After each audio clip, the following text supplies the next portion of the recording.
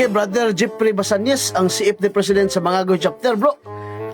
Naglibog ko, bro, ba? Nga naman yung mga 70 Adventist, bro. Ang uban, mutuog Christmas. Ang uban, di po mutuog Christmas. Nagkarambula man ilang pagtuo. Sa ikasultan mo ni, bro. Mo na ilhanan nga dili gid sila ang tinuod nga simbahan. Kaya ang matuod na simbahan ay unity.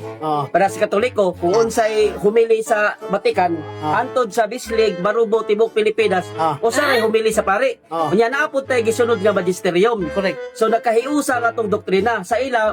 Isig diskarte ra sila mga pastor. Nangaroling mga. Nangaruling diri sa Baybay dos na nangaruling. Sweet pala mama ni Jeffrey. Sa Baybay dos na nangaruling nga SDA. Nasakpan ni Bro Rigi. Na nagaruling, wala niya videohe kay kaila raman niya. Wala maglibog ka, dili sila mutuog Pasko pero mangarol sila. So unsay pasabot ana? Nahulog nga hipokrito sila. Nakiselebrate sila. Mo na nga katong mga SDA nga ganahan og Pasko, pagkatoliko na mo. Ay no pagulaulaw kay kami mga Katoliko, mudawat mininyo. Asa pa mo?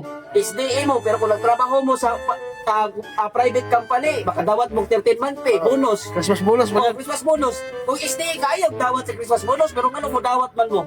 Wala yun. Butang eh. Butang eh.